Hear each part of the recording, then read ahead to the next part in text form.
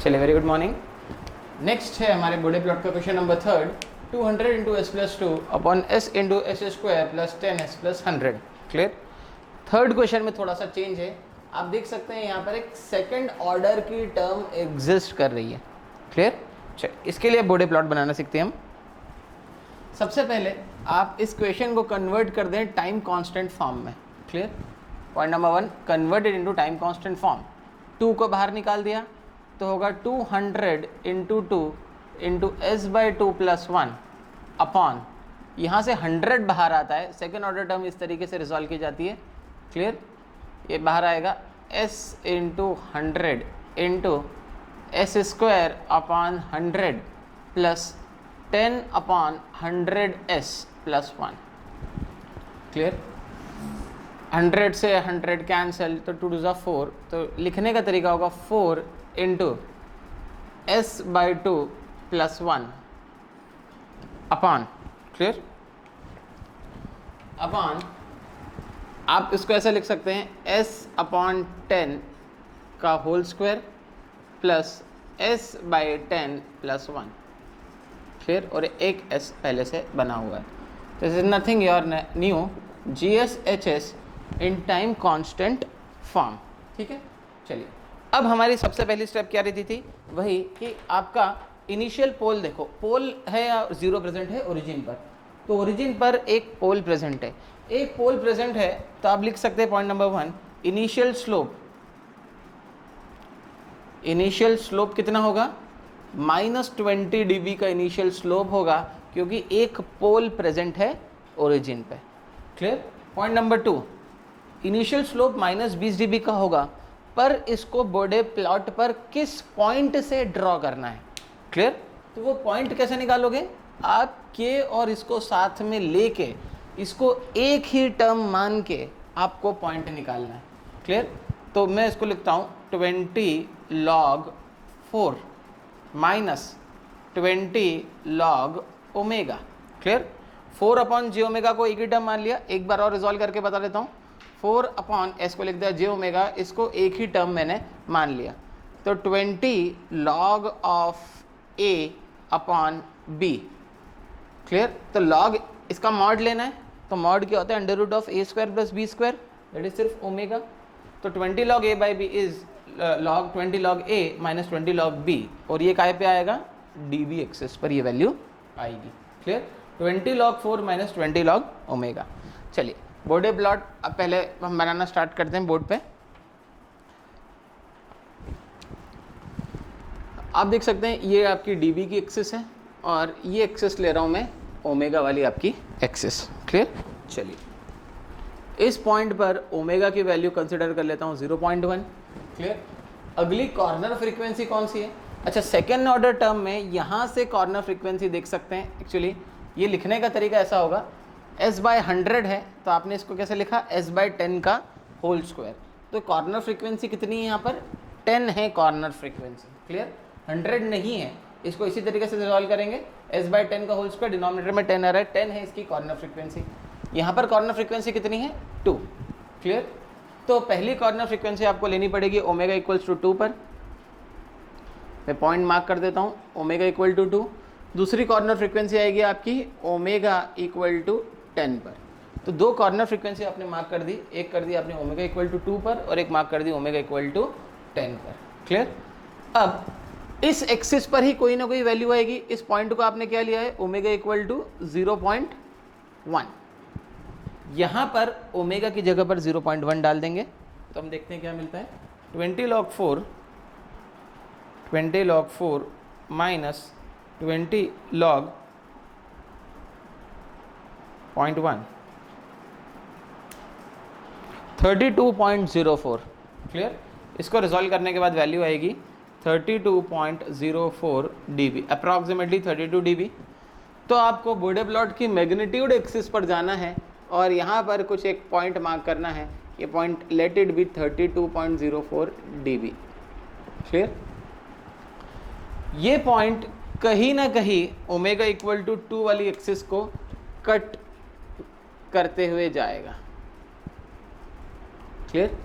ये लाइन कुछ ऐसी रहेगी, कहाँ पे कट करेगा ये हम देख लेते हैं। पर ओरिजिन पर पोल था, इस वजह से इनिशियल स्लोप होगा इसका -20 dB, क्लियर, पर डिकेड। तो इनिशियल स्लोप -20 dB पर डिकेड चालू होगा 32.04 dB वाली वैल्यू से। अब ओमेगा इक्वल टू 2 पर किस पॉइंट पर कट करेगा ये हम निकाल लेते हैं। तो नेक्स्ट आपका पॉइंट आएगा first corner frequency.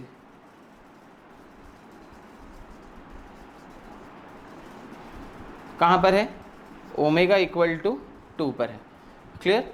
Omega equal to 2 पर जो कॉर्नर फ्रीक्वेंसी है वो पोल की वजह से है या ज़ीरो की वजह से? वो ज़ीरो की वजह से है। तो ये अपने आप में +20 dB का स्लोप देगा, क्लियर। कितने dB का स्लोप देगा? +20 dB का स्लोप देगा। ओमेगा इक्वल टू 2 से देना स्टार्ट करेगा, क्लियर। चलिए, तो अब तक कितना स्लोप चला आ रहा है? अभी तक -20 dB का स्लोप चला आ रहा है, क्लियर। चलिए, अब हम इस पॉइंट का मैग्नीट्यूड कैलकुलेट करते हैं सबसे पहले। तो मैं यहाँ पर लिख रहा हूँ simple equation y equal to m log omega plus c। ये बेसिक फार्मूला है, आपको याद रखना है, क्लियर। तो पहले इस पॉइंट को निकालने से पहले मैं इसका इंटरसेप्ट निकाल लेता हूँ लाइन का। इस पॉइंट की वैल्यू पता है मुझे 32.04 इक्वल टू m, स्लोप पता है -20 log ओमेगा, इस पॉइंट पर ओमेगा भी पता है 0.1 प्लस c। तो 32.04 प्लस का 20 log of 0.1 equal to c, clear. तो इसको रिजॉल्व कर लेते हैं। 32 प्लस 20 log ऑफ 0.1 12.04। यहाँ से जो c की वैल्यू आ रही है वो आ रही है आपकी 12.04। इस c की वैल्यू के लिए अब मैं ये पॉइंट निकाल सकता हूँ, इस पॉइंट पे लिख सकता हूँ इक्वेशन वापस से y equal to m log omega plus c, clear. एक ही लाइन है, जो इस पॉइंट पे c होगा वही इस पॉइंट पे भी c होगा। इस पॉइंट पर y नहीं पता, तो y निकालना है।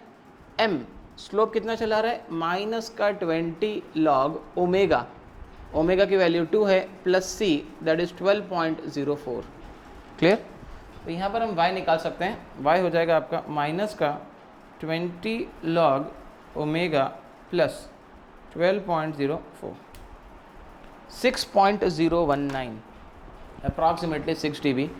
y की वैल्यू आएगी 6.0 dB। तो ये जो पॉइंट यहाँ पर कट करेगा, यहाँ पर आपको बॉडी प्लॉट में मार्क करना है 6.0 dB डेसिबल्स, क्लियर।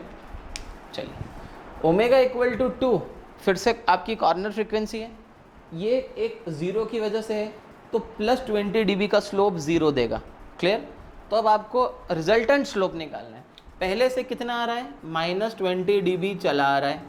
इस कॉर्नर फ्रीक्वेंसी की वजह से कितना स्लोप और ऐड होगा? +20 dB का स्लोप और ऐड होगा। रिजल्टेंट स्लोप कितना हुआ? 0 dB। ये 0 dB का स्लोप चलता जाएगा चलता जाएगा चलता जाएगा। कहाँ तक जाएगा ये 0 dB का स्लोप? अगली कॉर्नर फ्रीक्वेंसी तक। अगली कॉर्नर फ्रीक्वेंसी कहाँ पर है? यहाँ पर प्रेजेंट है, ओमेगा इक्वल टू 10 पर प्रेजेंट है अगली कॉर्नर फ्रीक्वेंसी।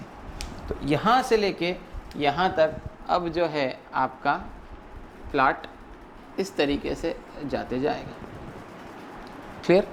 चलिए, अगली कॉर्नर फ्रीक्वेंसी बोर्ड पे लिख रहा हूँ मैं यहाँ पे। नेक्स्ट आपकी कॉर्नर फ्रीक्वेंसी एग्जिस्ट कर रही है आपकी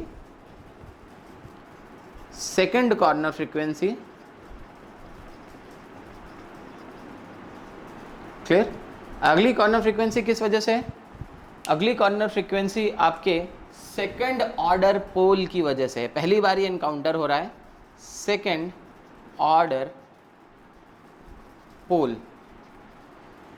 फर्स्ट ऑर्डर पोल या सिंपल पोल -20 dB का स्लोप देता है, और सेकंड ऑर्डर पोल की वजह से स्लोप कितना हो जाता है?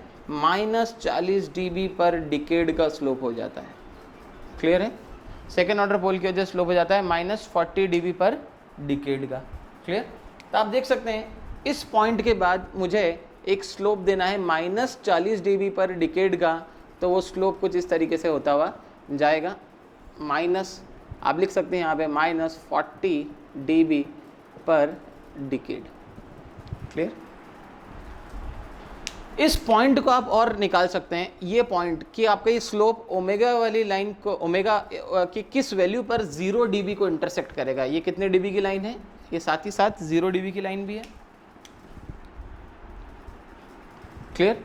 तो मैं यहाँ के लिए इक्वेशन लिख सकता हूँ, पहले इस लाइन के लिए C निकालना है मुझे, वापस से y is equal to m log omega plus C।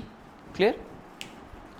अगर इस पॉइंट पर आप देखें y कितना है 6 dB, 6.0 dB या 6 dB इक्वल टू m, यहाँ तक स्लोप कितना, सॉरी इक्वल टू m, यहाँ पर m कितना है इस पॉइंट के लिए -40 log ओमेगा की वैल्यू कितनी है 10 प्लस C।